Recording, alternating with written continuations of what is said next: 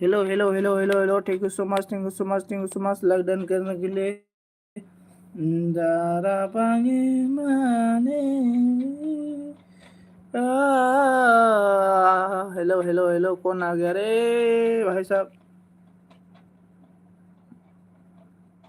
बोथोरानो थिनहरबायबोला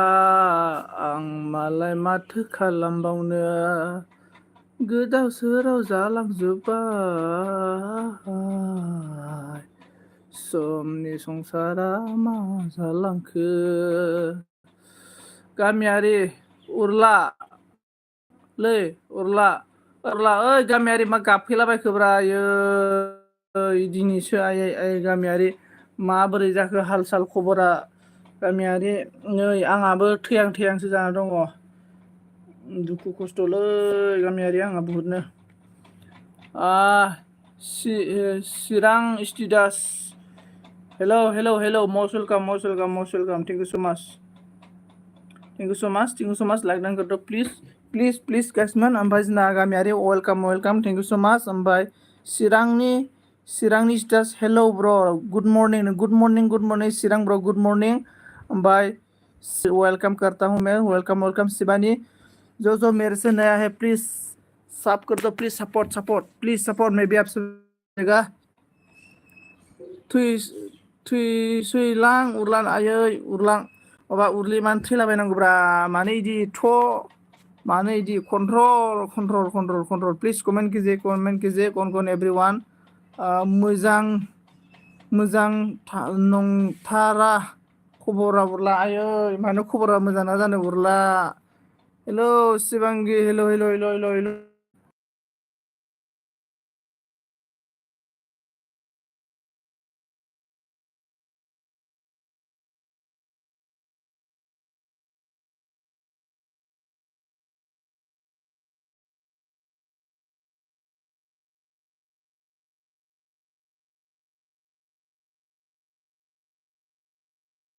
hello hello hello hello hello hello Shibangi, hello hello hello, please थैसां उरला control खालामनो हाथारला दै। ओमफ्राय माबोरै बोरै जानायनो गामियारि एसे खोन्थाहरलाय आंनो, खायनो आं बारा मोजां मिथियाखैना नों। शिवांगी ने बोला on, thank you so much Shivangi साहब, मुझे सावधान कर दो शिवांगी और मैं आपको बैक कर देगा, टेंशन लेना नहीं चाहिए शिवांगी, मुझे सावधान करो, मैं आपको बैक करेगा और मेरा मेरा वीडियो भी देखो, मैं भी आपका वीडियो देख के देगा शिवांगी। गामियारि गाबनोङा Rashmi, hello hello Rashmi, hello hello, most welcome, please comment कीजिए, comment comment comment comment please, like done कीजिए। जगिता नार्जारी, आब' गुड मर्निं फंबाय दादा, गुड मर्निं आब' मर्निं मर्निं। आब' मा खबर, बोरै दं खोन्थाहरदो दे, मा खालामबाय दङ? गामियारि मा बुंगोन है बिदिखौ सोंबावनो नामा उरला, नोंबो लानो हाया आयै गामियारि, थैहां थाहांसो दङलै नै गामियारि, बिराद दुखु। गामियारिया मा बुङोलै आब', थैसाङो थैया फाग्लि गामियारि, थैलाबाय नामा? थैया थैया थैया थैया, कन्ट्रल कन्ट्रल।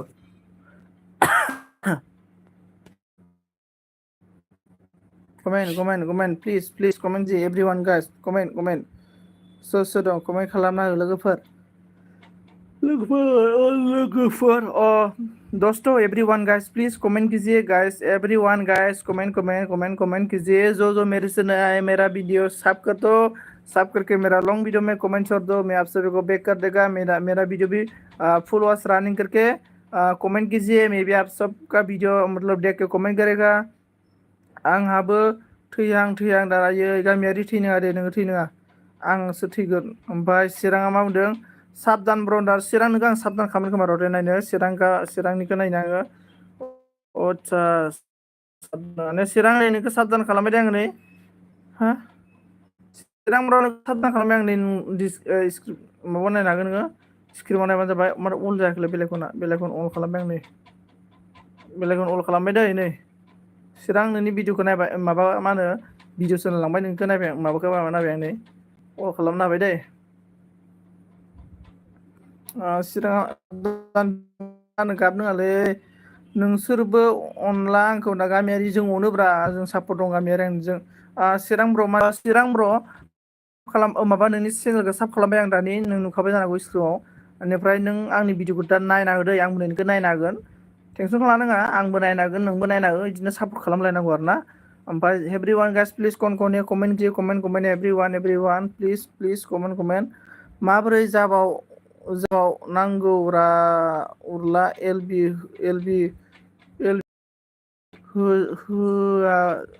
होजायाखै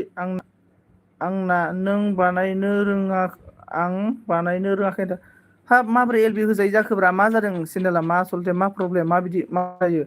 दीप्ति ने बोला हेलो ब्रो हेलो दीप्ति मोसुलका आपको मेरा स्ट्रीम में वेलकम करता हूँ दीप्ति गुड मर्निं एवरीवन चिरां माबाखौ आंनो साब नाङालै मानसिफोरनोसो हरनोसै आं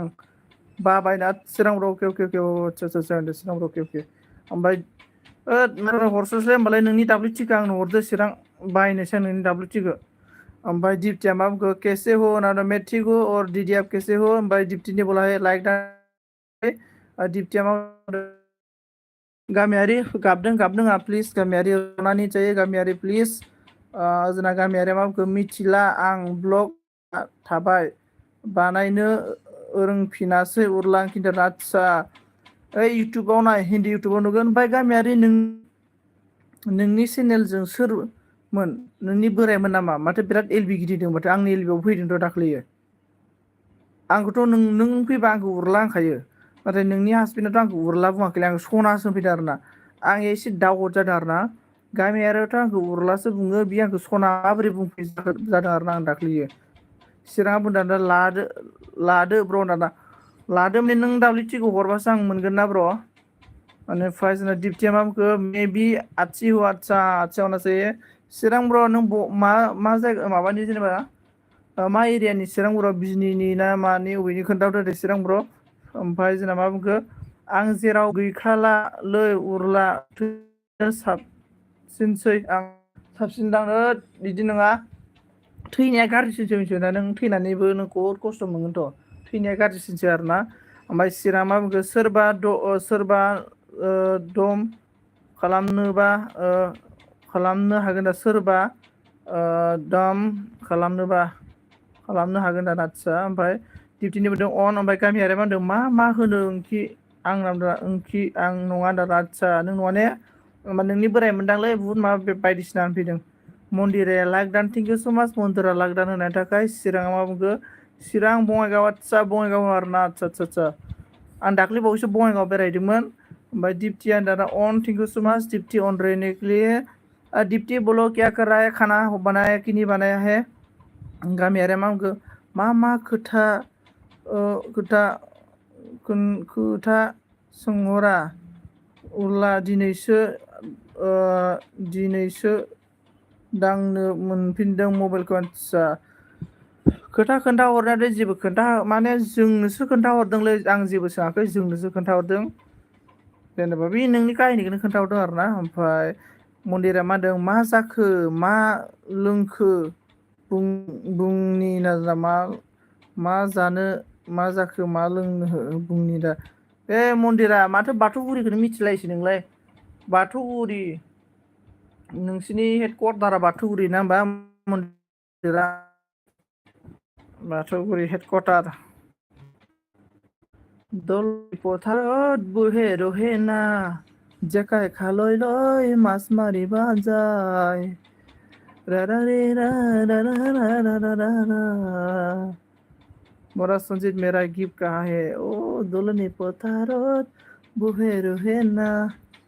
मा खोन्थाया फिसाय खोन्थाहरफिन आगै ओंखिनारा प्लिज खोन्थानाया जाबाय बिदिनो जेनेबा माबाया आंनि हिन्जावखौ लाना खारबाय मा नाममोनलाय दिङाया आंनि हिन्जावखौ लाना खारबाय होनना खोन्थाहरदो आरोना बेनोसै जों आसुरित मोनजोबदों मिथिबायना दिङाया नोंखौ लाना खारबाय होननाया बोरै दिङाया लाना खारखो होननानै बेनिफ्राय मन्दिरा मा बुंखो मोनथियो आं ओरैनो बुंदों आदसा मन्दिरा नाब्ले साला मिथिनानैबाबो ओमफ्राय चिराङा मा बुंखो ब्र सोरबा बायनोबा फाननोसै आं बुंना हो अच्छा अच्छा ओके एवरीवन गाइस कोई मतलब चैनल खरीदना चाहता है तो प्लीज़ कमेंट कीजिए सोरबाफोर चैनल बायनोबा खोन्थाहरदो चैनेलनि जोंना ब्रादारा फाननायदो आरो ना ब्रादार WTFC दङ ब्रादार WTFC दङ बेनिफ्राय जोंना मा बुंखो बेसेसोआव फानगोन ब्रादार खोन्थाहरलाय देलाय बेसेसोआव फानगोन ओमफ्राय मन्दिरा मा बुंखो गोदान लोगो दंबा जयनिं जादो दे होनना नै गोदान लोगो दंबा जयनिं जादो मन्दिराजोंबो गामियारि गाब्बाय आरो ना सोर सोर दङ दे कमेन्ट खालामदो एभरिवान गाइस प्लिज कमेन्ट मी गामियारि गाब नोङा 2.20 साबदान साबदानखौ नायबाय आं ब्र ओमफ्राय माबाया वाच टाइमा बेसे दङ ब्र वाच टाइम WT आ आं आगै उरला आं माबोरै सोलिबावगोन नों दायो बहा दङ गामियारि नों मानसिया दा बहा दङ नों दायो बहा दङ प्यार किया तो डरना क्या रे गामियारि प्यार किया तो डरना क्या ओमफ्राय जोंना मन्दिरा मा होनदों ब्लु होदो फाग्ला दारा आदसा मन्दिराबो बहुत डेन्जार थिफ्रि थिफ्रि मानसि डेन्जार जामारो ना ब्रा मन्दिरा ओइ मन्दिरा मन्दिरा ओ मन्दिरा ओ तेरा घबरा जरा मा जाखो मन्दिरा मिनिबाय आरो ना आं न'आवनो दङलै उरला जेरावबो थाङाखै आदसा ओमफ्राय माथो मा होनना बुंगोन घटनाफोरालाय माबोरैमोन बोरैथो इदि जाखोनोब्रा बोरैथो गायनिफोरालाय आयै इसोर भगबान प्रभु ओमफ्राय जोंना सिरा मा होदों दा वाच टाइम खमथार आंना भिडिअ हगारला ना आदसा ओरैनो बेसेसो दङ हाजारसे 2000 500 600 ओमफ्राय मन्दिर माखो जावदोंना फबदों बालनि दाना मन्दिरा आं जावाखैबो फबाखैबो आङो जावाखैबो फबाखैबो आं बुरखांदोंसो मन्दिरा जावाखैबो फबाखैबो बुरखांदोंसो आं मन्दिरा बुरखांदों मन्दिरा ओरै फैलाय ब्रा बबाव दंमोनलाय मन्दिरा ओरै फैलाय दिनै जोंनावबो क्लास फ्रेन्ड दंमोनलै सासे माने मन्दिरा नाम आरो ना मन्दिरा ओरै फैलाय होनना बुङोमोन आरो मानसिफ्रा एदावोमोन आरो ना गामियारा बुंखो ओइ उरला आंखि जेबो दायनि गित मावाखै जास्ट जों ओरैनोसो लोगो हमदोंमोन आदसा ओंथ'लै गामियारि मा होनना बुङो आरो ना मानसिफोरा जेब्लाबो नेगेटिभखौ बांसिन सानोलै मिथिबायना एकदमबारे नेगेटिभ सानो मानसिफोरा बिनिखायनो बुहुद दानि जुगाव आरोना नेगेटिभ ओरैबायदि गिलु बालु नेगेटिभ सानो आरोना मा बुंनो आरोना ओमफ्राय चिरां मा बुंखो ओंहो गैला ना आदसा अके चिरां ब्र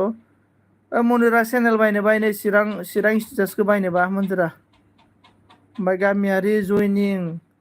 जानोसै दे होनना गामियारि जयनिं जानोनो मन्दिरा माखौ ओइ लासिं सिं मिथिबाय लासिं सिं नाब्रा मन्दिरा ओरै फैलाय होननानै मन्दिरा लासिं सिं जालायलायथारोलै सेंग्राफोरनिफ्राय बा मा होनना बुंगोन मेथाइ बिना जानोबा लाजिया आरोना नों मन्दिरा सेंग्राफोरनिफ्राय मेथाइ बिना जानोबा मन्दिराखौ डेन्जार नुथारो आङो दुर्गा फुजा राज फुजा माबा माबि फुजाफ्राव सेंग्राफोरनिफ्राय मेथाइ बिना जानायाव बिराद साहस गोनां बायदि नुदों आरो ना आङो नायनायाव ओरैनो लाजिफ्लागोन आरो ना मन्दिराया सेंग्राफोरखौ नुबा एसे लाजिफ्लायो दै ओमफ्राय जेब्ला गावजों गोमोन जाबायना बाब बुंनोला मेथाइ बिना जानायफोरखौ आरो ना आं नायनाय मन्दिराव बिदि मोनो दे मन्दिरा आं नायनाय मन्दिराव आरो ना ओमफ्राय जोंना मा होनो गामियारि दे मन्दिरा कमेन्ट खालामना गारहर भिडिअ नायना होनना मन्दिरा कमेन्ट खालामना दोननांगौनो नङा आंनो नाङा आंनो आदसा ओमफ्राय गामियारि नोंना मन' चेनेल जाबाय नाब्रा गामियारि नोंना मन' जाबाय नामा गामियारि खोन्थाहरलाय देलाय नोंना मन' नामा चेनेला अके गामियारि होनना दाना गामियारि नोंना मन' नामा चेनेला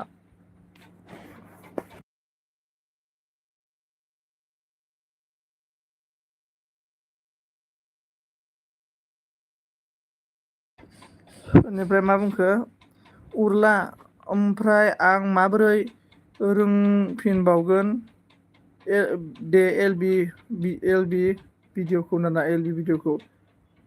माबायदि ब्लग जादोंब्रा आं नोंनि ब्लगखौ नुबासो आं रोङोलै आं बिदि खुगाजों खोन्थानो रोङा दै आं लाइभ नुबासो रोङो आरो ना आं लाइभ नुबासो रोङो दै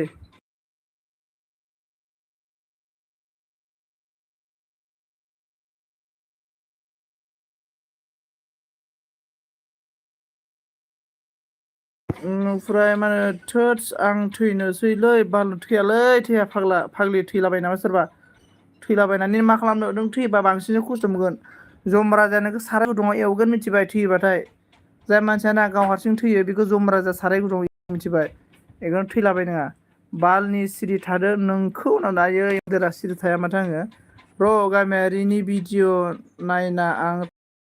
फैफिनगोन दे अके जागोन दे कमेन्ट एभ्रिवान गाइस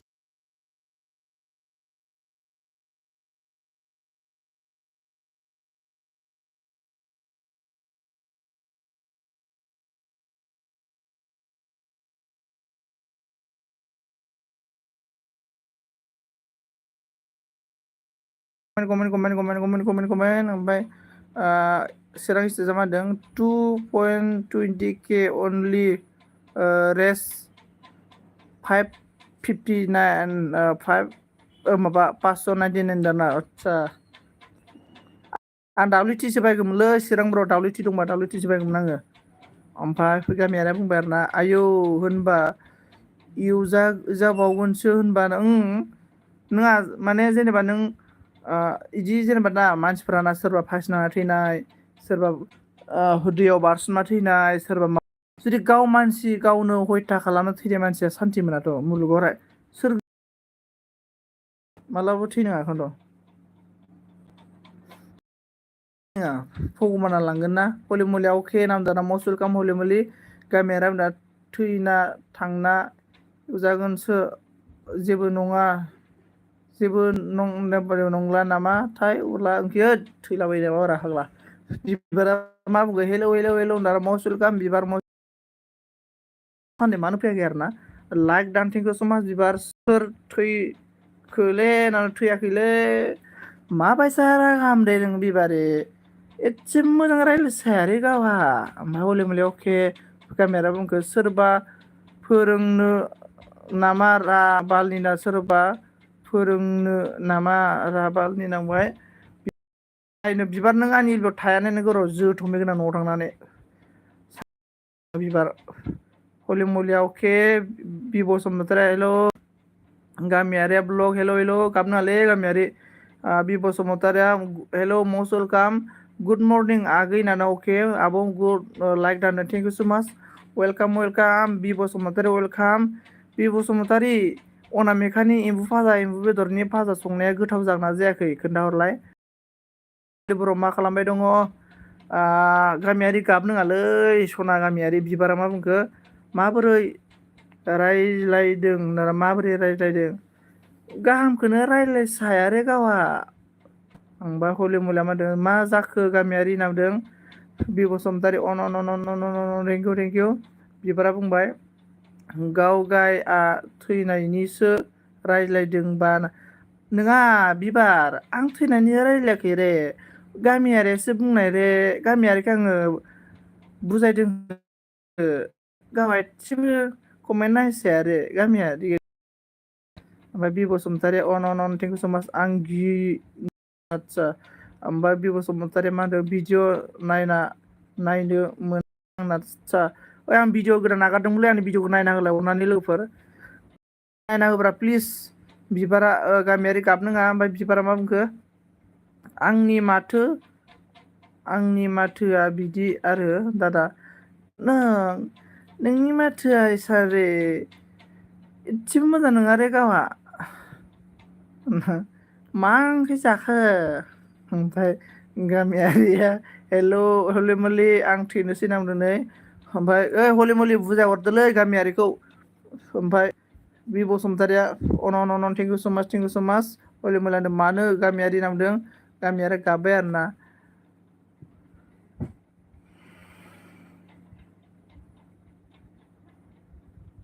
ओमफ्राय बिबारि ओमफ्राय जोंना दुनु कलिजा हेलौ ब्र मा खबर नोंना ब्र आंना खबरा एसे बिदिनो दङ दुनु कलिजा थिगानो दङ ओमफ्राय दुनु कलिजा मस्ट वेलकाम ओमफ्राय नों मा खालामबाय दं दुनु कलिजा ब्र ओमफ्राय जोंना हलि मलिया मा बुंखो हलि मलिया गामियारि नों थैबा आं सोरजों थानो ओं गामियारि नों थैबाथाय जोंना हलि मलिया सोरजों थानोथ' आरो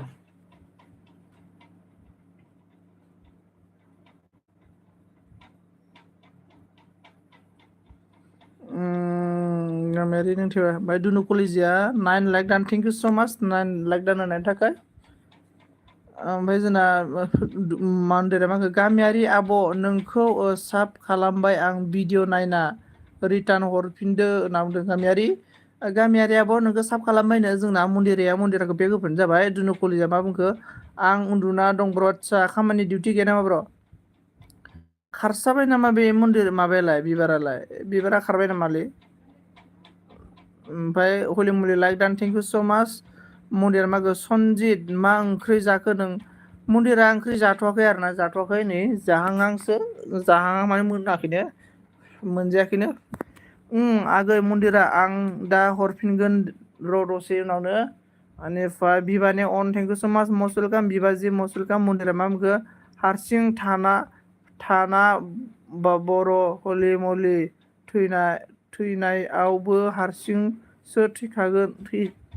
थैखानो नांगोन आरोना बिबारा बाय अन थेंक इउ स' माच दुनु कलिजानो ब्र मा ओंख्रि जाखो ब्र ओंखामखौनो जाथ'वाखै मोनजायाखै दाबो बायबाबनि अन गामियारिया बनावदों बायबाबनि हास्राए बायबा मसल गाबदे बायबा कमेन्ट कीजिए मन्दिरानि क्या बोला गामियारि मा बुंखो हलि थैनायनि अनगा नावदों समाज बायबा थेंक इउ ओमफ्राय जोंना मन्दिरा मा बुंखो मन्दिरा सना बिखा मा खबर नोंना ओइलै नोंनालाय होनदों गामियारा माखो जायनो आंनि एलपि भिडिअखौ बानायना होगोन आं सात आइडि हरगोन सोरबा फोरोङो नामा दादा नोंबा मा खालामना लागा आं रोङा आं बारा रोङालै इउटुबनि सोमोन्दै आं माने नायबासो रोङो आरोना आं बांसिन माबायावसो सोलोङो आंबो इउटुबावनो सोलोङो प्रब्लेमफोरखौ आरोना गामियारि मन्दिरा मा बुंखो हामालै कलिजा नांदों ओमफ्राय हलि मैया मा होनखो गामियारि नों मानो बिदै आं सोरखौ लाना थांना थानो मानो नों बिदि आं सोरखौ लाना थांना थानो होनना बुंदों बिबारा मा होनदों कारेन्ट होगोन नामा दादा कारेन्ट होगोन नामा दादा बिबार ओमफ्राय नों मा आंनि एलबियाव मानो दासान्दि फैला मा खारन मा रिजन दङ रागा जादों नामा आंखो गामियारि माथो नोङो मालायनि एलबियाव बिराद नुयो आङो आं नोंखो मालायनि एलबियाव बिराद नुयो नों आंनि एलबियाव बिराद गामियारि ओमफ्राय मा बुंखो गामियारिया हलि आंनि थाखाय सिन्था दाखाला दागाब नांदों ओमफ्राय मन्दिरा खम दानबाय दुनु कलिजा माखो मानोलै हामा सना मन्दिरा बिबि नामदों सना नामदों मन्दिरा दाना गामियारि आब' इउटुबाव नाय ओरैनो कलिजा नामदों इउटुबाव नाय नामदों एसे रागा जानायमोन दादा आदसा एसे रागा आरोना माबायसा रागा जानाय रे नोङो माबायसा एसे खोन्थाना होलाय आंनो मन्दिरा एसे खोन्थाना सरि मन्दिरा नङा बिबारि एसे खोन्थाना हो बिबार आं खोनासंनो ओमफ्राय मा ओंख्रि जाखो कलिजा नामदों मन्दिराया फैफिनबाय दायो नामदों आदसा फैफिनबाय आरोना मानि रागा जानायब्रा मानि रागा ना मैसो हारि माबा हारिनि खोथायाव रागा जादों नामा ओमफ्राय गामियारि मा बुंखो नायबाबो जाया ससेयाव मिलाया जागासिनो रोंथारासै आगै मन्दिरा नांदों हलि मोनलांदों गाबोन आं गामियारि नों आंखौ फोथाय केपस' दा खालामफिनदों दुनु कलिजा होनदों ओंखाम जाबाय नामा मन्दिरा सोनादों मन्दिरा मोनदों खुगाया मा सोरनाव थांदों सनजिताना नोंलै मन्दिरा माबा खुगाया नाना सालाया हारा गैयाना आं थाहरलाबायो आरोना हमथाना हालायलाया आङो सालायखौ मन्दिरा एसे हमथाना होफैलाय सालायखौ मन्दिरा गामियारि हलि मुलिना गाबबाय गाबनालै गामियारि ओमफ्राय मन्दिरा मा बुंखो आं जाथ'वाखै कलिजा नांदों बिबारा मा बुंखो औ दादा अनामिकानि एलबिनिया दाना ओमफ्राय बिदि रागा जाबाय ओमफ्राय दुनु कलिजा मा बुंखो दालि आलु मुला भाजासो मन्दिरा सना नामदों हलि मुलिया मा बुंखो गामियारि सना नोंनि बिखा नामदों गामियारि बुंदों हलि मुलि नागाबबाय मन्दिरा बुंबाय मबाइल गंनै दंबा गंसेआव नायना खालामबाय था आब' गामियारिनो ओं मबाइल गंनै दंबाथाय गंसेयाव नायना खालामनांगौ होमबाथाय आसान जायो आरोना गामियारि खि होननानै हारबबाय बिबारा बुंबाय मन्दिराखौ गुलु गुलु जाबाय खोमा दादाया दादा मन्दिराखौ गुलु गुलु जाबाय खोमा आदा दादायानो मन्दिराखौ गुलु गुलु मोननोबा खाफाल नांगोन खाफाल नांगोन मिथिबायना मन्दिरा मा होनखो गोथाव कलिजा नांदों ओमफ्राय जोंना दुना मा होनखो दाबो जायाखै मन्दिरा बिबि बिखा नामदों बिबारा मा होनखो मन्दिरानि मुंल' फैदों नामदों आरोना ओमफ्राय मन्दिरा बुंदों बिबार होननानै मिनिबाय दुनाव मा होनखो मन्दिरा बेबि सनादों मन्दिर कलिजानो बिबारा जाद जाथारलै मन्दिराखौ गुलु गुलु मोननांगौबा ना मन्दिरा माबा बिबार खाफाल नांगोन खाफाल एकदमबारे अन्थाइ गोब्राजों खाफालखौ फुयै फुयै खाफालनि बे रोदाया गोजाथि गलायलायनांगोन आरोना होमबासो मन्दिरा गुलु गुलु मोनगोन आरोना ओमफ्राय बिबारा मा बुंखो आंनि मुंखौबो मन्दिरासो बुंदों बिबारालै मन्दिरा होनना मिनिबाय मन्दिरा बुंबाय थोस मानो बिदि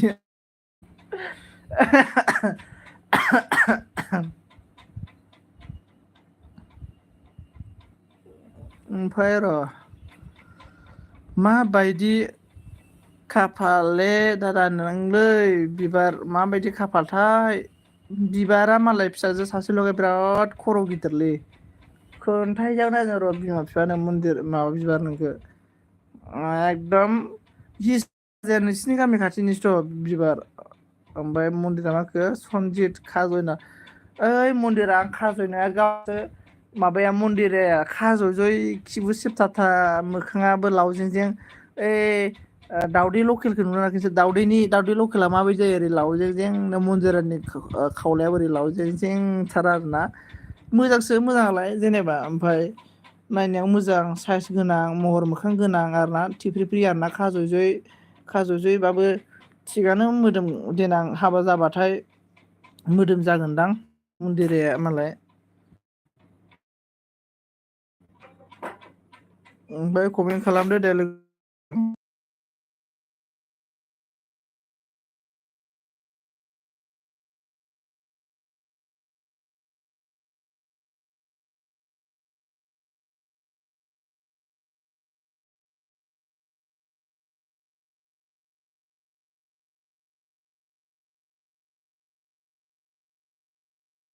हेलौ ओमफ्राय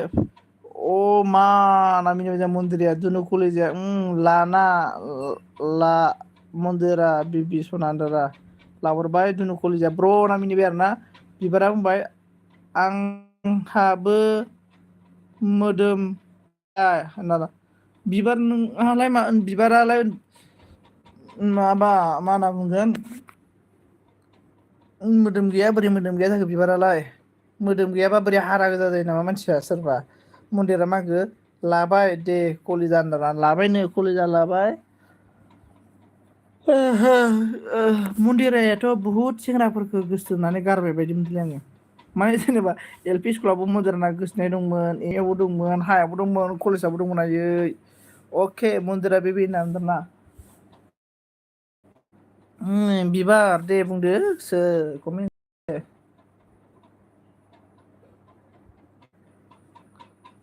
फिसासा ब्रा दादा होनना फिसासा आरो ने फिसासा दादा आंहालाय बेफोरबायदि गार्लफ्रेन्ड बहा मोनगोन ब्रा आयै गामियारि गाबनाङालै मन्दिरा माखो आइया मा एफा अपमानलै सनजित नामा अपमान नङाब्रा मन्दिरा आं बुरखांदोंसोमोन माबा बुरखांनायखौनो अपमानसो होनबाय दे फबफिनसै आङो आंलाय बहा आंबोथ' रानथेंसोब्रा आंबो रानथेंथें खाजोबसै खिबु सेबथाथासो आंबो ओमफ्राय गामियारि बुंबायना बिखा गावो खुगा गेवासो जाबाय आंनि जिबना बिखा गावो खुगा गेवा आयै सना माबा गामियारि इदि जायो नामा सोरबा टेनसन लानाङालै टेनसन लानाङा ओमफ्राय जोंना दुनु कलेज जाबोदों ब्र' आं उन्दुनोसै नाइट डिउटि दं बारा अके दुनु कलेजा अके थेंक इउ स' माच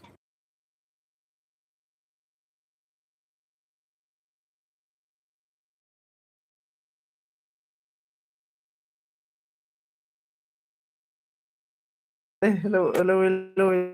जोंना मा बुंखो मन्दिरा हेलौ प्लिज जयदि किसा जयनिं हो जाओ जो नया है ओमफ्राय जोंना मन्दिरा बिबार होननानै मिनिबाय आरोना ओमफ्राय बिबारा मा होनखो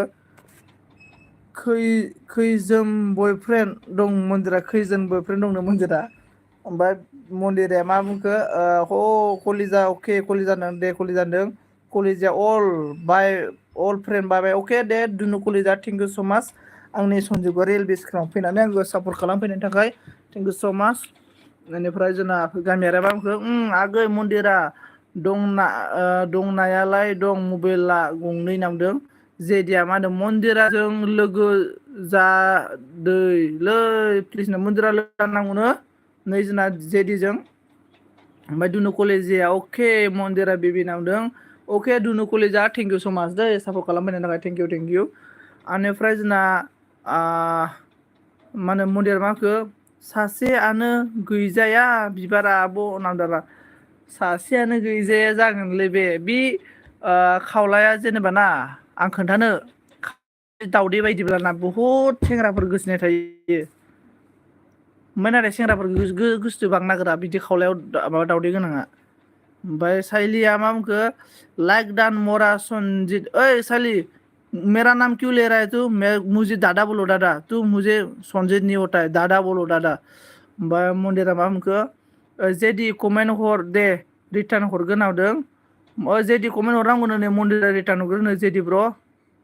बेनिफ्राय मन्दिरा मा बुंखो गंसेआव खालामना बुंदों बिबारा बुंबाय आं बिदिसो आं मन्दिराखौ आंबो आब' बुंबायना आदसा दे सानैबो नोंसोर आब'खौनो बुंलाय बिबारा गामियारि अखा हाबाय जेबो खोनाया उरला ओंखि थाथ'दो सना दे गामियारि थेंक इउ स' माच गामियारि थेंक इउ स' माच गामियारि थेंक इउ स' माच मन्दिरा बुंखो बालनि सनजित अपमान ओइ मन्दिरा अपमान नङाब्रा आयै सना आंखौसो जेनेबा जेथिया बुंदों सापर्ट नोंनिखौबो साब खालामबायनो मन्दिरा नोंबो साब पेक होना होफिनदो जेदि ब्रादारखौ साइली ने बोला है ठीक है कमेंट देखो मोरा संजय बोल रहा है हाँ कमेंट देख रहा है साइली बोलो और मोरा संजय बोल रहा है तू मुझे क्यों मोरा बोल रहा है दादा संजय बोलो दादा संजय साइली ने गुस्सा गया रे मोरा संजय प्रांजिता ने यो मेरा प्रांजिता जेराव बिबार बेवहाय सिखिरि जेराव सिखिरि ओइ बिबार नों मानो बारो इदि होनबाय आरोना आं माबा मोनसे सल बावबायलै आं सल'बाथा रोङोमोन मन्दिरा मा आं आगै बुंसिनो प्रान्जित मस्ट वेलकाम नोंथांखौ सन्जित आंनि सन्जिगुरि लाइभ स्ट्रिमाव बरायना लाग्रोनाय जाबाय अके भिडिअ नायना साब र' बिबार आंबाय ना बुंनो नाङालै मन्दिरा नामखौनो ला नामदारना प्रान्जिता जा मिनि फैलाबायबायलै प्रान्जित अमा बिमाया आदार जाफैना जाफैनाखै प्रान्जित अमा बिमाया ओमफ्राय साइलाया बुंबाय आरोना अच्छा तू मेरा दादा है तो मेरी वीडियो में कल क्या कमेंट किया बोलो हाँ साइली सिस्टर को जो भी बोल सकता है, सिस्टर सिस्टर को क्या नाम भी बोल सकता है, साइला भी बोल सकता है, साइली भी बोल सकता है, ये ना। ओमफ्राय मनो मस्ट वेलकाम आंनि एलबि स्क्रिमाव बरायना लाग्रोनाय जाबाय। जोंना मन'आ मा बुंखो, हेलौ सनजित लाइकल' दे, आंना चार्ज गैया दिनैसो अन जादों आंना। अके अके जेबो नङा, थेंक इउ स' माच आंनि एलबि स्क्रिमाव फैनानै लाइक दानो फैनायनि थाखायबो थेंक इउ स' माच। मन'आ मा बुंखो, आइडि मोनथाम हरबाय दंबा हरलाय दंबा सनजित। मन' आंनाव आइडियालाय दंनायालाय दंमोन, बै मोनसे मबाइलावसो दंलै मन'। ओमफ्राय दा बि आं लानाय मबाइलाव आइडि गैया माने, ओइ आइनि मबाइलावसो दङ। दा आइया न'आव गैयाना जोंना, ओइ माबा मा होनो मानसि थैनायाव थांदोंलै। बेनिफ्राय बिबार गल गल दाना, ओद मानो गल गल आइदै गल गल जालायखो। ओमफ्राय जोंना जाबाय दाना जोंना प्रानजितआ। ओमफ्राय मन्दिरा मा होनखो, खालामबाय दे जेदि आगै नोंना भिडिअ'आनो मोनसेल' नांदों। बिबारा मा बुंखो, बिबारा साइलिया बुंदों, मोरा कल तूने मेरी शॉर्ट वीडियो में क्या कमेंट किया है बोलो। मैं क्या कमेंट किया साइली, वेरी नाइस साइली इज ब्यूटीफुल, साइली इज वेरी वेरी ब्यूटीफुल गर्ल्स ऐसा बोला था मैं। ओमफ्राय बिबारा मा बुंखो, आं सै गल नाना, हाब माबोरै गल गल जाबाय थाखो आयै बिबार जोंना। ओमफ्राय मना मा बुंखो, दायो हराव हरनानै दोननाय आं। अके अके दे मन जागोन दे। ओमफ्राय प्रानजितआ अन। ओमफ्राय बिबारा मा बुंखो, प्रानजित होननानै मिनिबाय आरोना, प्रानजित होनना बुंबाय। ओमफ्राय जोंना मन्दिरा मा बुंखो, आं खाम जानि सनजित खाजयना। आयै मन्दिरा दे दे जा दे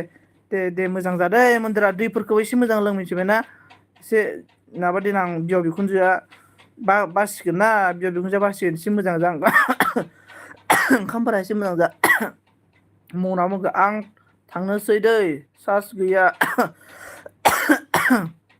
दाबो कारेन्ट फैया, दासो कारेन्ट फैनाय। अके अके अके। ओमफ्राय मा खबर बिबार नामदों नै प्रानजितआ। ओमफ्राय जेदिया बुंदों, आदा मन्दिरा आंनो आइडिखौनो हरा दाना। आदा मनिया आंनो आइडिखौनो हरा। आइडि मन्दिरा आइडि हरनांगोन माथो नै जेदिनो। मनजिता सोर, मनजिता ना मन्दिरा। ओमफ्राय बिबारा मा होनखो, नोमफा खबर मा नोमफा खबर जाखोब्रा, मा खबर लाब्रायखो नोमफा खबरसो होनबाय माथो थोद। साइला मा बुंखो, दुदू का क्या मतलब है मोरा सनजित बोलो, ऐसा कमेंट तुम मेरे दादा है तो ना। दुदू का मनंग, दुदू का मीनिंग क्या बोले, क्या बोलता है रे, बोलो बोलो मन्दिरा। ओमफ्राय साइली, ओमफ्राय हास्राय, साइलिनि हास्राय। ओमफ्राय मन्दिराबो मिनिबाय आरोना। ओमफ्राय बिबारा मा बुंदों, बाय बाय नों।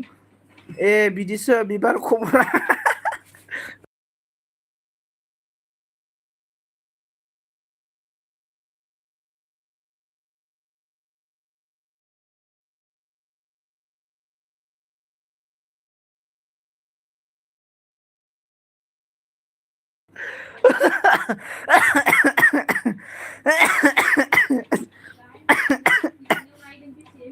बिबार साला बिबारजों माबाजों मा होनो, प्रानजितआ आंखौलाय ब्लेकमेलसो खालामदों नामाब्रा बिसोरलाय। नोंसोरनि न'आव दाना, नोंसोरनि न'आव दंनो आंनियाव नांलायफ्लादोसो नाब्रा। नोमफा खबरबाबो आं बुजियो सनजितआ। आंलाय नोंसोर सानैया नांलायफ्लायोसोलै, बिराद सालुना नोंसोरो। साला बांगालफोरनि बुद्धिया नोंसिनाव दंजोबोलै प्रानजित जोंनाव। जोंनि बर'फोरनावथ' गैया नालाय, बर'फोरनि इसां खान्थ्रा खुन्थ्रा बुद्धि प्रानजितनाव दंजोबोलै, बिराद डेन्जार सोरो। साइला मा बुंबाय, तुम बोलो कि इसका मतलब क्या है। प्रानजित खोन्थाना होलै साइलिनो।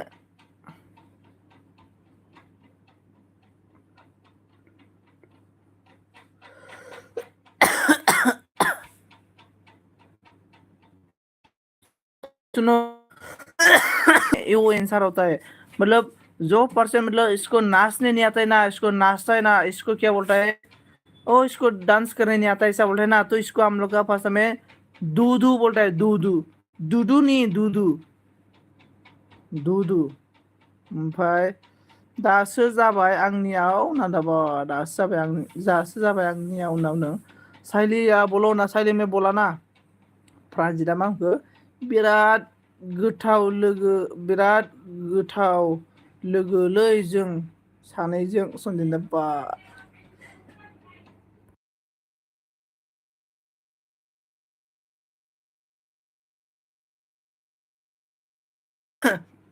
बिराद गोथाव ना ओंखाम, माइब्रा ओंखाम ना जोसा ओंखाम? माइब्रा ओंखामनि गोथाव ना जोसा ओंखामनि गोथावलै प्रानजित? बिबार, बिबारा खारबाय नाब्रा, बिबार, ओ बिबार। ओमफ्राय साइलिया मा होनखो हमारे लैंग्वेज में गलत, पता चले आपका लैंग्वेज, आप लोग का लैंग्वेज में गलत होता है, मेरा लैंग्वेज में तो गलत नहीं होता है ना साइली मोरा।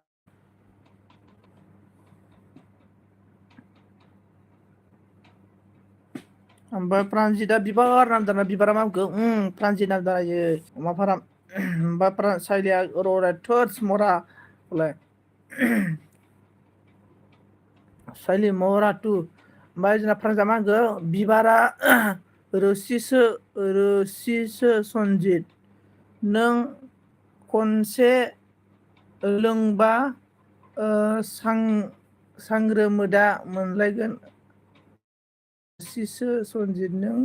लोंबा सांग्रिमोदा मोनलायगोन। बाबारे प्रानजिता सांग्रोमोदा मोनबाय आरो ना होमबा।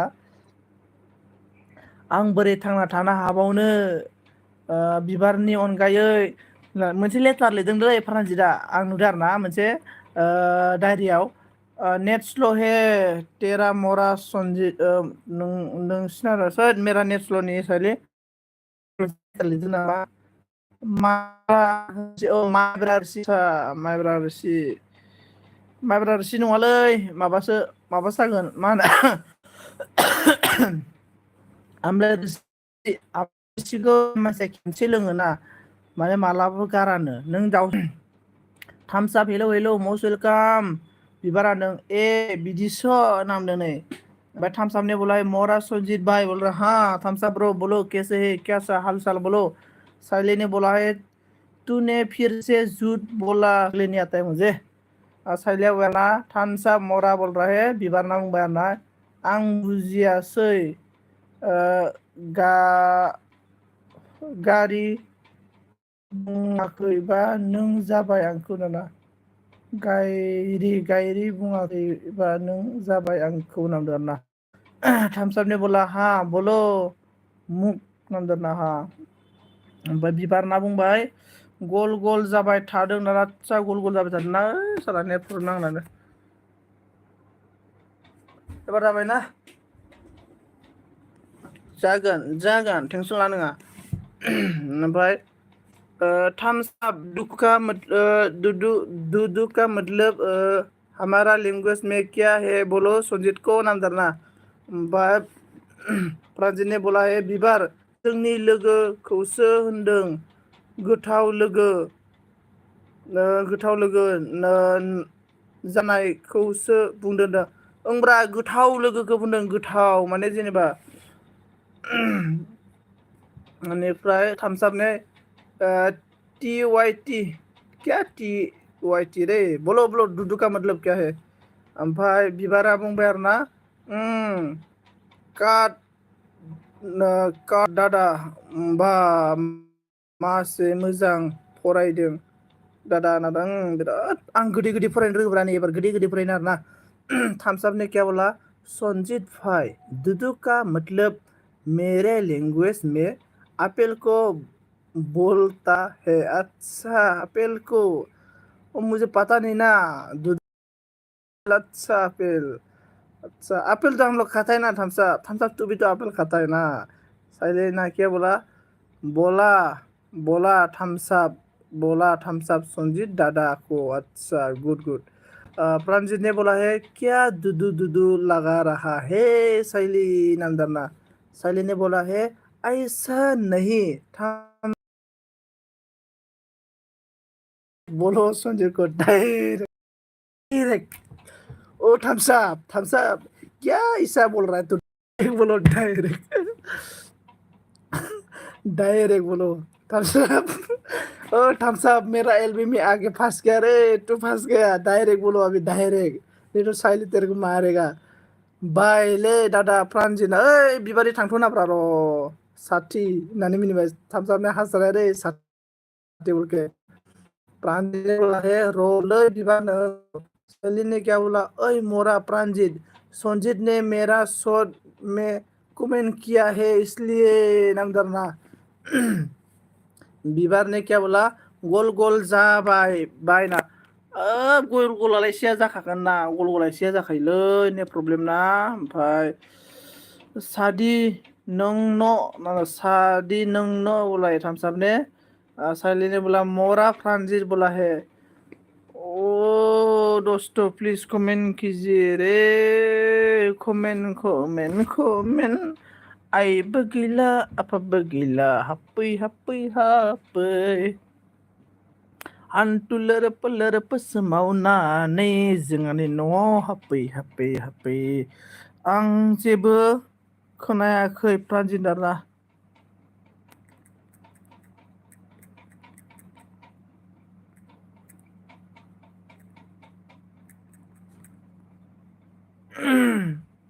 thumbs up sadi nam darna gusa gap sailigo mora pranjit आं जेबो खोनायाखै टाइम हिनबा हिंदी भाई नाम darna टाइम हिनबा हिंदी भाई थम्स अप ने बोला और प्रांजित ने क्या बोला दुदू का मतलब बच्चा पीने वाला दुदू है नाने प्रांजिता मिनी भाई साइला में दादा संजीत मेरा एलबी में भी दुदू करके कमेंट करता है नाम darna थम्स अप ने बोला थम्स अप ने हंसराय प्रांजित ने बिबार नाम darna ओए साइली का एलबी में ना साइली साला बाहर ही नहीं करता है मेरे से खुद का एलबी में जाने से पूरा घोगरो पासा बोलते हैं ना अंकली मंगा अंगनी नुनू नाना टिंगटिंग टांगटा ऐसा बोलता है तो हिंदी में नहीं बोलता है इसलिए मैं गुस्सा के बोला था बिबार लेना दंनाय जोंना बिबारा आं एबार बिबारनिसो रायलायनोसै आरोना बे प्रान्जिता माहायबो एसे बुजिया रे माबायदि जोल' रे नोङो जोल' ओइ प्रान्जित जोल' माबायसा रे खबरा गाहाम ना माहा ओमफ्राय प्रान्जिता बिबारा मा होनदों बिफर हेल' बस होनदों हेल' मस्ट वेलकाम बिफर बिबारा होनदों ले प्रान्जित होनदों ओमफ्राय बिफरा होनदों मा खबरा बिदिनो प्रान्जित नोङो बिबारनि भइस खोनासङाखैना नै आं फरायना खोन्थानो ले माबायसा रे जोल' गाहाम एथ' गाहामखौनो रायलायसै आरो जोल'आ होनना बुङो आरो बिदि रायलायो आरोना ओमफ्राय साइलिया बुंबाय आरोना हाँ प्रांजित क्यों बोलता है मेरे को दादा संजीत दुदू करके मैं ना प्रांजित ना मुझे पता नहीं हाँ पता नहीं साले मुझे पता नहीं कौन सा बात को क्या बोलता है रे साले मुझे पता नहीं रे साले ओमफ्राय बिफरा मा बुंखो बोरै जाखो रायज्लायनाया ओंलै बिफर ओइ आं बिबारनि मडेल रायलायदों आरोना प्रान्जिता दाना बिबारनि माथोआ बिबारनि माथो इदि आरोना स्पेस जाबाय good morning like done thank you so much space ओमफ्राय साइलाया मा बुंखो फिर बोला के तो है मैं उसकी सिस्टर को साला थाकला दादा सुनित अके साइली ओमफ्राय बिबारा मिनिबाय नै ओमफ्राय थाम्स अप ब्र थेंक यू सो माच थाम्स अप थेंक यू बिफरा माने सोर बिफर आंनो आं माने बिबारनि मडेल रायलायदों आरोना ओइ जोंना प्रान्जिता खोनासंनो लुगैनायखाय आरोना आरो नै इदि रायलायगोन आरोना मा आंनो प्रान्जित खोनासं मा आंनो दादि होनना बुंदों ना अबाव थांबा मा आंनो दादि आं आं एसे गाहाम मोनसिया रे बे जोल'खौ आं गाहामखौनो मोनसिया रे बे जोल'खौ होनना बुङो आरोना ओमफ्राय बिबारनि माथोखौ सिमाङावसो खोनागासिनो आं प्रान्जिता खम सिबनानै बिबारखौ सानो खोनाबाय स्पेसा मिनिबा दा मिनिबा स्पेसा मिनिबाय ना साइलिन मेक्सेल आप लोगों की लैंग्वेज में दूधू का मतलब क्या है बोलो मुझे ना दाना नै प्रान बिखा रोजा बेनिफ्राय बिबारा मा होनखो मिथिना फ्रान्स मिनिबाय आरोना ओमफ्राय स्पेसमोननि बे स्पेसमोननि खिनि रायलायनाया महा थांनो मक्लि थांनो महा कमेन्ट खालामना होदो लोगोफोर सोर सोर दङ साइला मा बुंबाय बल' मेक्सेल सना होनना बुंदोंना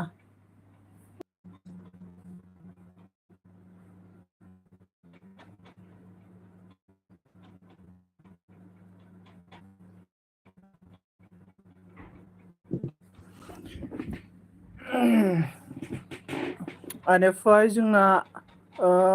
आंनिखौ बोरै रायलायो बुंलायदों आरोना ओमफ्राय बिबारा गल गल गल गल ना मरानि स्पेसा नों गुड मर्निं प्रान्जित मर्निं जादों बाजाय कमेन्ट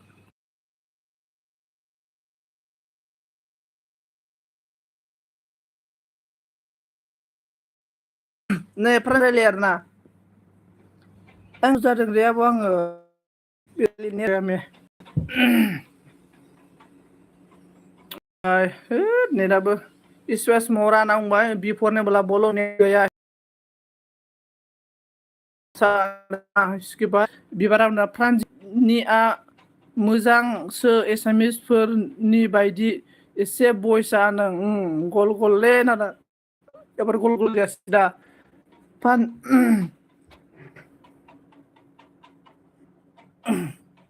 बिबार माथो नोङो माथो रायलायहरा नोंलाय फ्रान्जिजों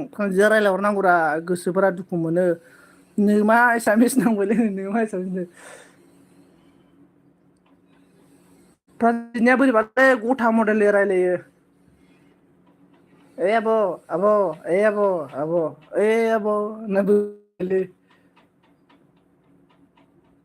आब'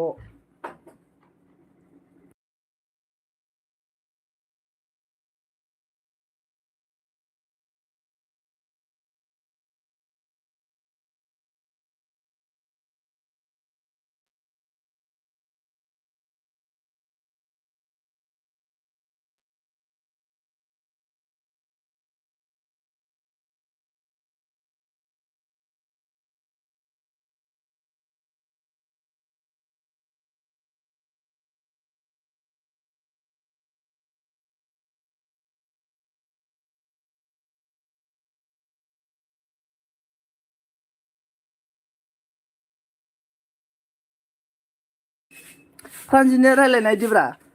बाजै रायजो रायलाय आरोना माबानाथ' बिबानाथ' माबायसारे जोलुआ आमखौनो नोंसोरे रायलाय आरोना ओमफ्राय जोंना फ्रान्जिना बिखायाव नाङोलै मोथो होनबा बिखायाव नाङोनो बिबारै मिनिबाय बेनिफ्राय सुनो तुम सब लोग मैं संजीत मोरा को गलत से जात बोल दिया तो मुझे बोलता है संजीत टाकला में तेरा दादा होना क्यों जान और खुद में दूधू बोला अंदर साइली छोड़ दो दूसरा बात बोलो मोरा साइली बिबारा मा होनबाय एसामिसफोरा बर' रायज्लायबा माबायदि खोनायो बिदि ब्राना ब्रा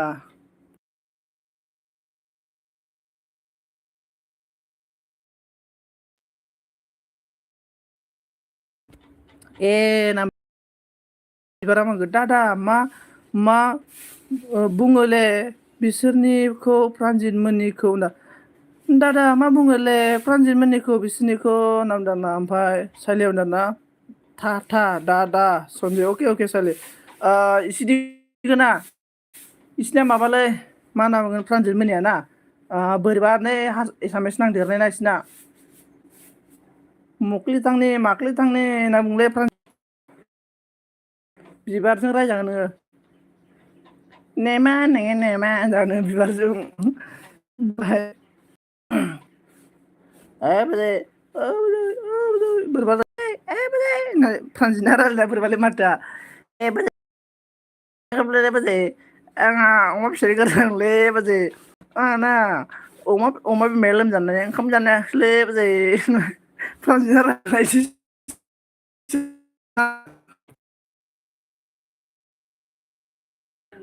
ओमफ्राय जोंनि बायदि नङा फ्रान्जिना फ्रान्जिनि रायलायनाया बिदिलाय मिथियोना माने फ्रान्जिनि रायलायनायसो सर्ट मडेलै रायलायनाया मिथिबायना आं बारा सर्ट मडेल रायलायनो जों आयासो एक्टिं खालामलायनानै खोन्थानो रोङो बिदिनो थाबायलायनानै एक्टिं खालामनो रोङो जों आयासो ओमफ्राय फ्रान्जिया जा मिनिबायलै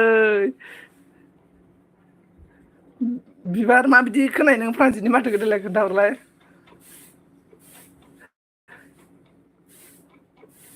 बाजै अमा बोरैबा रायलायो फ्रान्जिता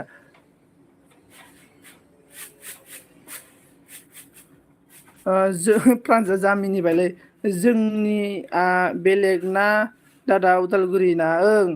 उदालगुरिना बेलेग उदालगुरिना बेलेग ओमफ्राय फ्रान्जिना बेलेग माने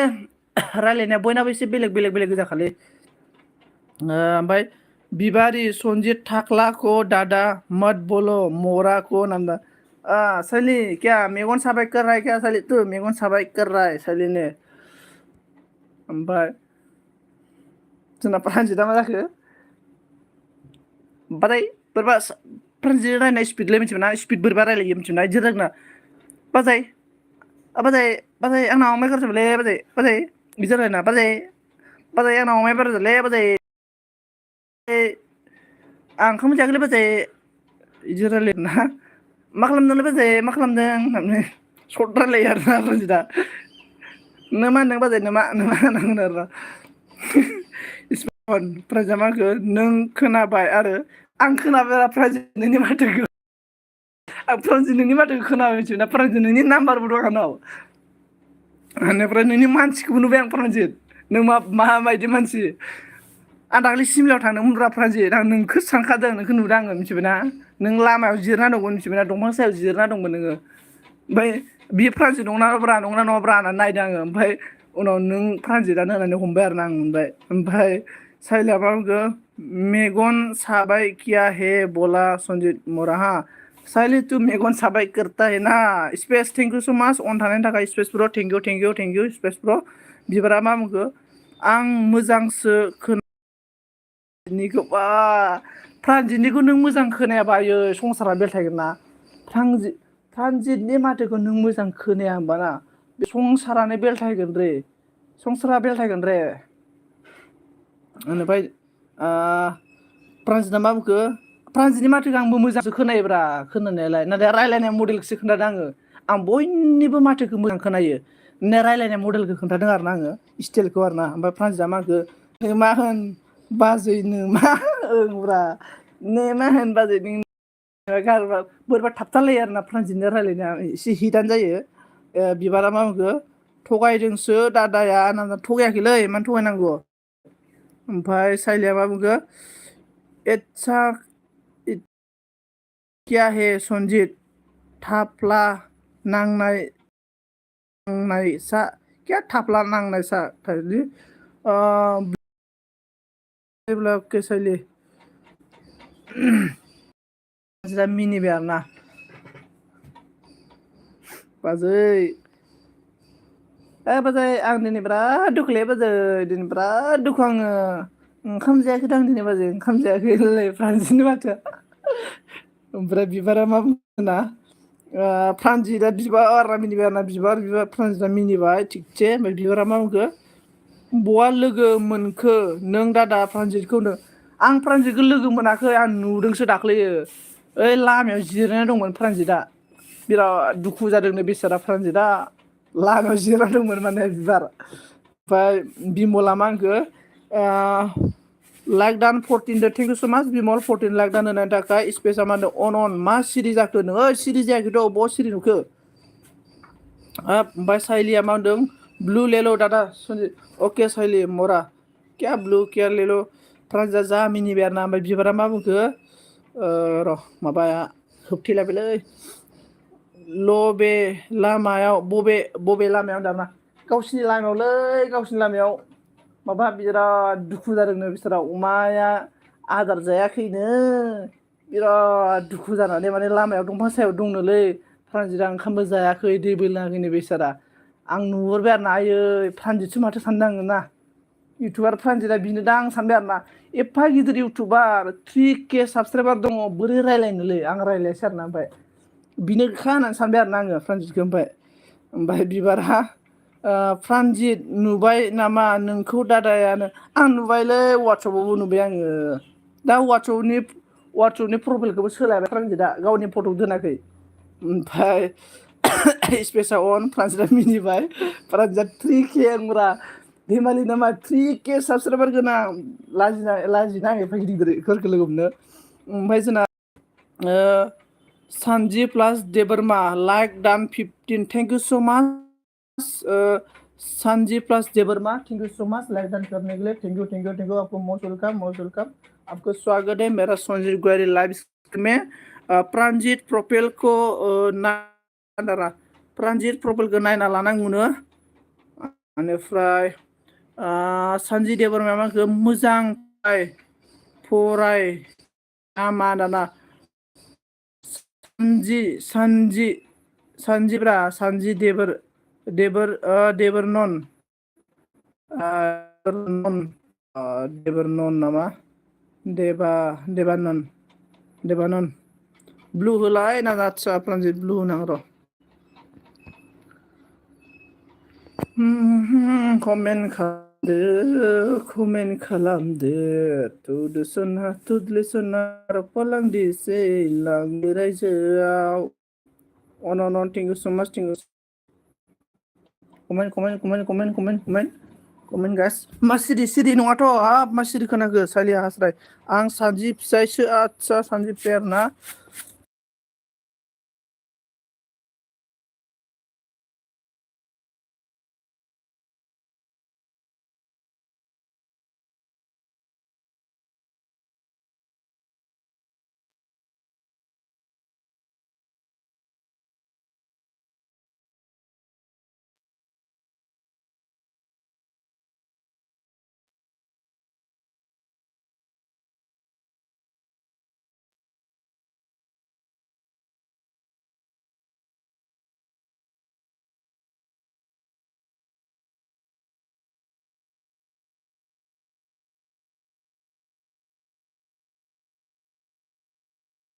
कमेन्ट गाइस प्लिज कमेन्ट खालामना होदो दे फ्रान्जितआ आं सिनायाखै होनना बुंदों आरोना अके फ्रान्जितआ सिनायाखैनो thank you so much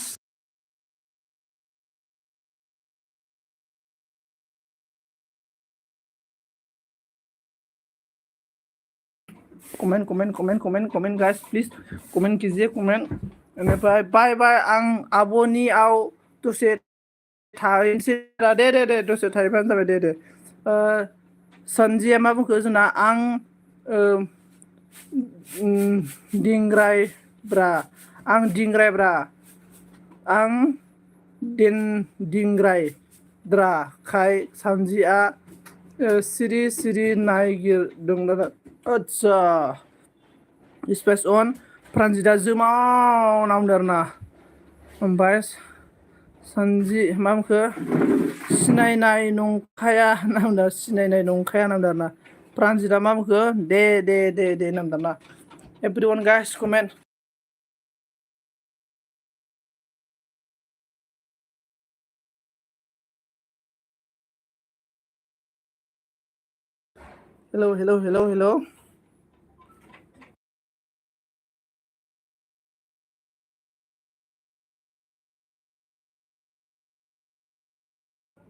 hello ओमफ्राय सालिने वाला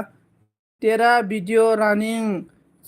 चैनल दादा मोरा थैंक यू सो मच साइली थोड़ा मुझे सपोर्ट करो यार मेरा वीडियो देखो मैं आज भी नया वीडियो डालाय एभ्रिवान गाइस आं दिनै वीडियो मोनसे आपल'ड खालामदों आंनि वीडियोखौ नायना होदो अननानै जानला मानला वीडियो नायना होदो एसे कमेन्ट खालामना हो कमेन्ट गाइस प्रान्जितनि बोलाय सनजित र' गस्ला सोमना दोनदों आं सुना फैनि दे प्रान्जित दे कमेन्ट गाइस कमेन्ट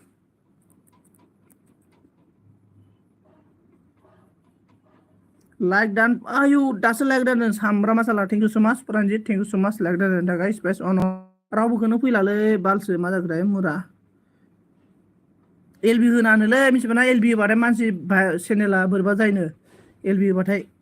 आं एलबि होनायसो नंला बावदों दाना सार्स बारा प्रान्जित जि मिनिबाय आरोना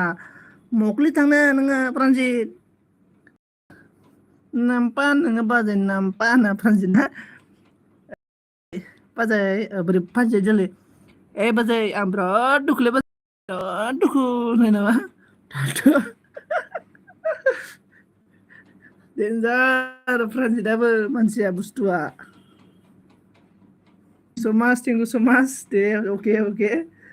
ओमफ्राय जोंना स्पेस अन स्पेस ब्र मा खालामदोंब्रा ब्र ओमफ्राय लोमजानाया माबोरै दङ स्पेस लोमजानाया हामगोन हामाखै खोन्थाहरदो दे स्पेस ब्र लोमजानाया हामगोन हामाखै तू मेरा कमेंट पढ़ता नहीं है मोरा दादा साइली तू मेंटल हो गया रे साइली तेरा कान्ना भेरा है साइली इज भेरा का मतलब सुनता नहीं मैं इतना कमेंट पढ़ क्या आया है और साइली बोल रहा है कमेंट नहीं पढ़ा साइली तू ना कान में ऑयल है ना मतलब सरसों का ऑयल है ना इसको तरह से डाल दो कान में तो कान में कितना भी गंदा है ना सब बाहर का और आपका कान स्पेशल होगा उस दिकान होगा तो सुनेगा जो भी बात बोलेगा ना तो सुनते रहेगा साइलिस थांगु थांगु थांगु ना मा गैला टंगु स्पेस कमेन्ट ब्र स्पेस ब्र मा खालामबाय दं ब्र साइली ने बोला है मैं बोला कि तेरा वीडियो रनिंग चैनल कैंसिल बोला मोरा दादा साइली तू ऐसा है ना साला साइली तू तेरे को रुको मैं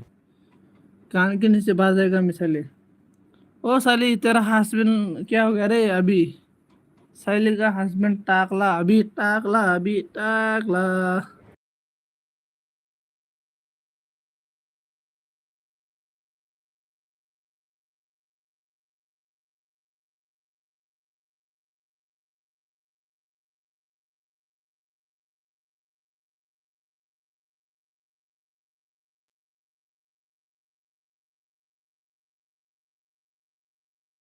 साइली मोरा ने हंस रहा है रे साइली मोरा माबा ओमफ्राय हस्बैंड टाकला बोलेगा तू वीडियो रनिंग नहीं करेगा रे बाबा बोले साली तू कब मेरा वीडियो साली तू मेरा वीडियो देखता नहीं रे साली ना मेरा वीडियो एकदम बड़े ओनली मेरा वीडियो में घुसेगा घुसने के बाद कमेंट करेगा इसके बाद वीडियो डन करेगा साला साली मेरा वीडियो देखता नहीं ओनली कमेंट करता है साली मोहरा ने तू साली साली तू तेरी वजह से ना साली त्रिपुरा में इतना बारिश आ रहा है हवा आ रहा है तेरी वजह से हवा आ रहा है रे साली तू क्यों ऐसा हो गया रे साली इतना गुलू गुलू करना नहीं चाहिए रे साली सुधर जाओ साली सुधर जाओ साली सुधर जाओ कंट्रोल करो साली कंट्रोल करो रावबो गैला नाब्रा फाग्लाफ्राय स्पेसा अन आरोना होद रावबो गैला माथो सयजन दंब्रा कमेन्ट हरला माथो रावबो space on thank you so माच बोथोरा सोलायगोन आयौ नोंल' दा सोलाय निरेगा रेसा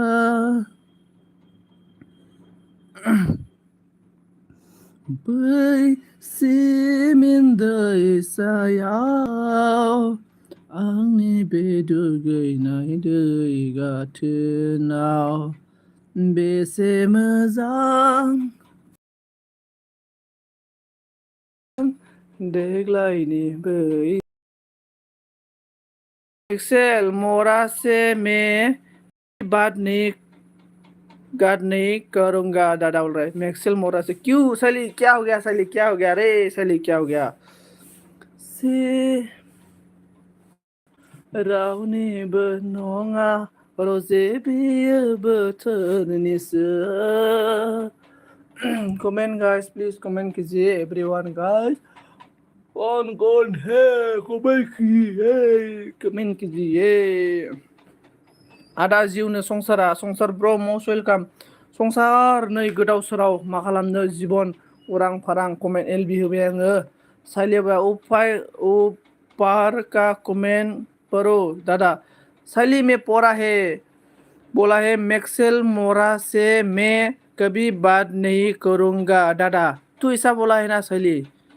क्यों, मतलब मैं बोला है क्यों बात नहीं करेगा साइली? क्या हो गया साइली तुझको, कौन सा प्रॉब्लम हो गया साइली बोलो।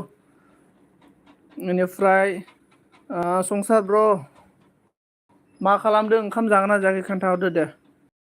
माथो मानसिफोरानो कमेन्टबो खालामलाब्रा रावबो।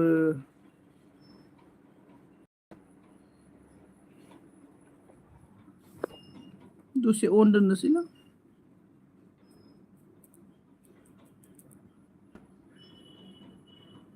दूसरा कमेंट है मोरा, अच्छा दूसरा कमेंट। हस्बैंड हस्बैंड टाकला बोलेगा तो वीडियो रनिंग नहीं करेगा बाबा। तो ऐसा बोला ना, हस्बैंड तो वीडियो रनिंग करेगा बोला ऐसे। आं लाइक कमेन्ट होनोल' फैदों, आं लाइक कमेन्ट होनोल' फैदों, लेखा नायदों। आदसा दे दे दे संसार ब्र मोजां फराय दे दे दे अके अके। गाबोन एग्जाम दं। आदसा आदसा अके संसार मोजां फराय। अन दं इदिबा नाना इदिबा, आदसा अके अके। नै रावबो गैला माथो मानसिफोरा। अके अके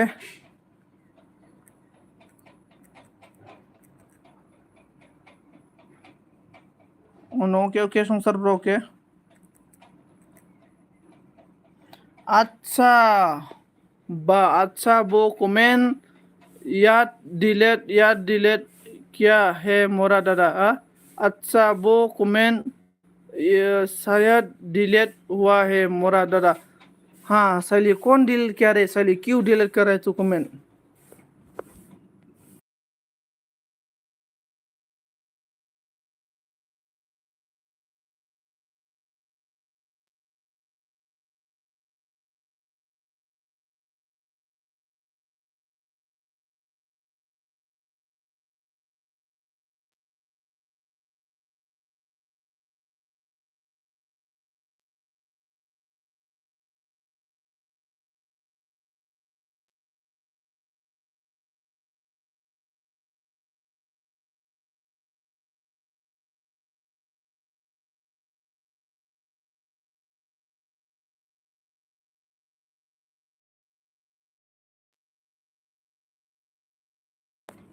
सैली ने बोला है मैं नहीं स्पेस ने ऑन, मैं क्या डिलीट दादा? अच्छा कौन डिलीट किया मुझे भी मालूम नहीं रे सैली, कौन डिलीट किया मुझे भी पता नहीं है रे सैली, कौन डिलीट किया होगा मुझे भी पता नहीं, कौन डिलीट किया होगा।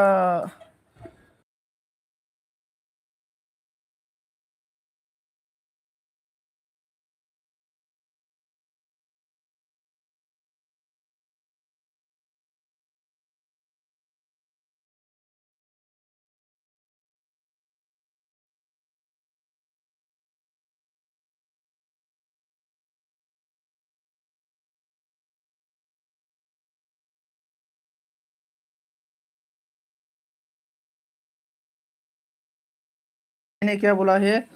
मैं नहीं किया डिलीट, अच्छा स्पेस ने ऑन। साइली ने बोला है बोलो प्यार से दादा। हाँ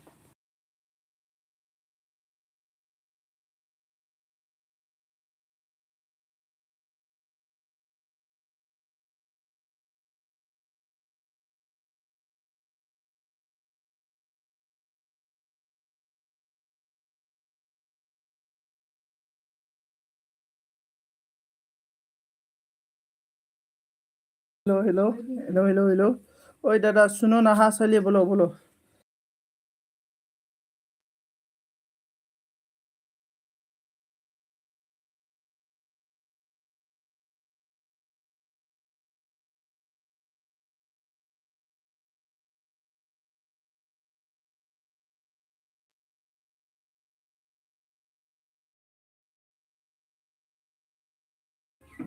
साइली आईडी दे दो, आईडी नया नया आईडी दे दो।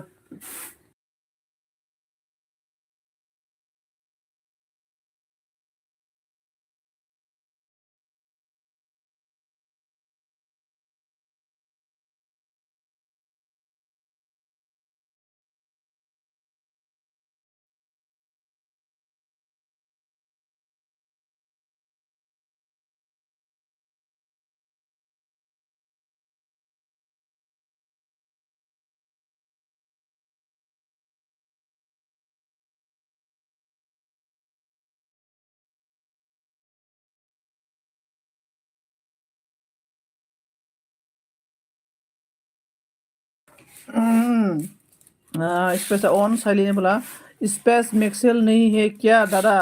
हाँ मैक्सेल है। भाई साइली ने बोला है प्यार से बोलो दादा, प्यार से बोला है मैं साइली को,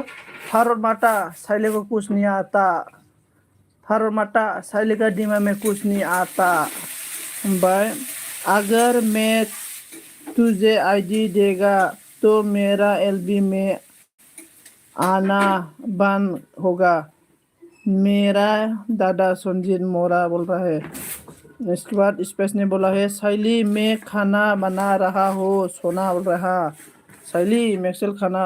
स्पेस खाना बना रहा है, साइली सोना खाना बना रहा है।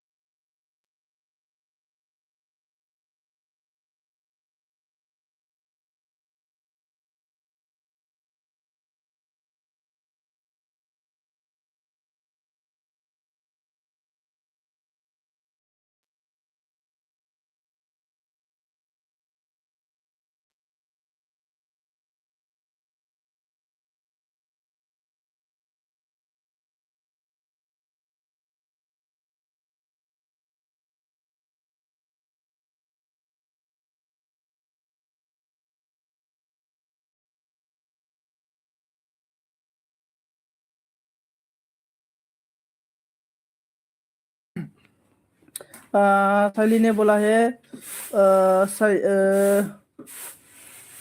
क्या क्या बोल दिया रे यार, स्पेस मैक्सेल है क्या? है प्यार। साइली मैं खाना बना रहा हूँ बोल रहा है। साइली ने बोला तू कहाँ, मुझे पता है मैक्सेल मेरे से बात नहीं किया ना तू। ओके गुड बोल रहा है साइली ने। और साइली ने बोला रोमांटिक होना नहीं आता रे दादा सुनजी बोल के हंस रहा है। स्पेस ने बोला है नहीं रे साइली सोना बिजी हूँ बोल रहा है। और साइली ने से बोले बोलेगा ना तो मैं तेरे सारी वीडियो रनिंग करेगा दादा। साइली तेरा वीडियो रनिंग नहीं चाहिए मुझे, मैं प्यार से नहीं बोलेगा मैं किसी को भी। इसके बाद दोनोंसै दे आं लोगोफोर, गाज्रि दामोन। आंनि एलबियाव फैबाय गासिबो, थेंक इउ सो माच। नोंबो दसे थाथ'नोसै आरोना, आं साइलेन्ट मुड थानोसै आरोना लोगोफोर, साइलेन्ट मुड थानोसै दसे। रावबो गैला माथो। ओके दादा बोला साइली तू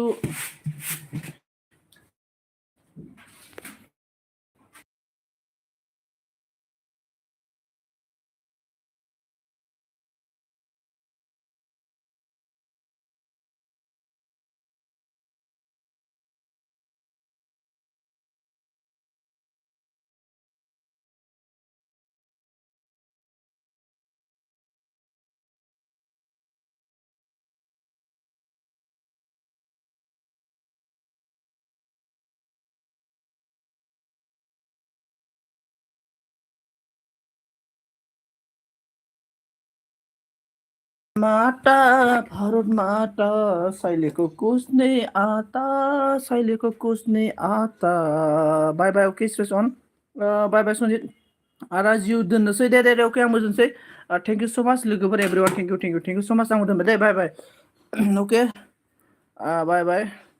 थैंक यू सो मच लोगोफोर मेक्सेल bro thank you so much Sansar bro thank you so much spice thank you so much और Saili thank you so much और every one every other person कौन है सभी को थैंक यू सो मच मेरा L B से आप सभी को थैंक यू सो मच बोलता हूँ मैं दिल से। आप लोग मेरा एल बी स्क्रीन में आके मुझे सपोर्ट किया इसलिए मैं सभी को थैंक यू सो मच बोलता हूँ और बाय बाय ओके आदा जिउ बाय बाय नबदों आं दाइए मतलब मैं अभी साइलेंट मोड रखेगा 5 मिनट और साइलेंट मोड 5 मिनट रखने के बाद मैं एल बी बंद करेगा और कौन है आप लोग कमेंट कर सकता है सपोर्ट कर सकता है और थैंक यू सो मच सभी को दिल से धन्यवाद।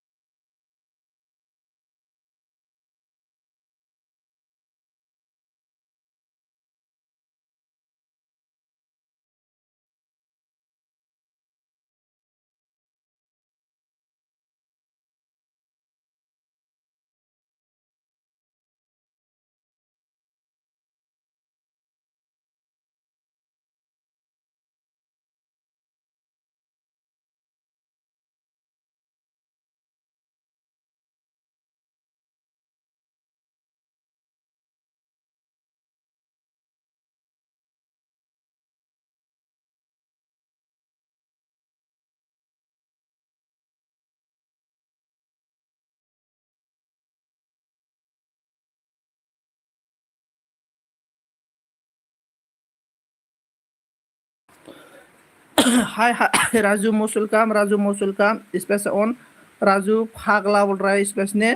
शैली सोना बोल रहा है स्पेस सोना शैली सोना फागला बोल रहा है। तो राजू ने बोला हाँ बोला राजू मौसुल काम राजू जी बोलो क्या कर रहा है और राजू राजू राजू एक फिल्म था ना क्या फिल्म था रे मेरा मामा है ना मेरा मामा मामा का नाम भी राजू है मेरा मामा का नाम भी राजू।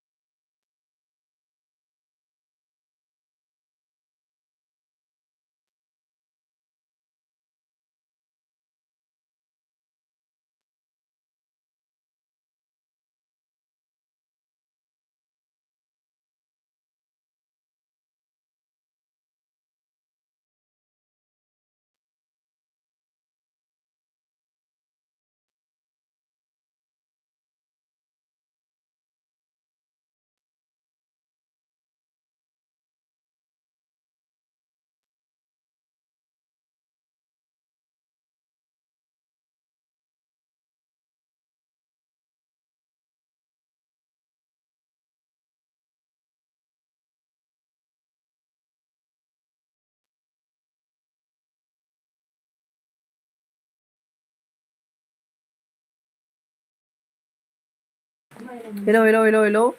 शैली ने शैली गुस्सा मन हो शैली सोना बोल रहा है राजू ने बोला प्यार नहीं करता भाई दिल दिल टूट जाता हाँ हाँ प्यार नहीं करेगा ना दिल टूट जाता है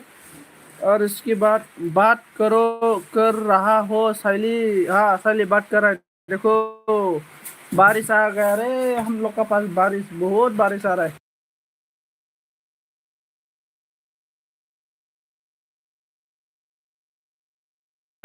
बारिश आ गया रे मेल भी बंद करेगा थैंक यू सो मच।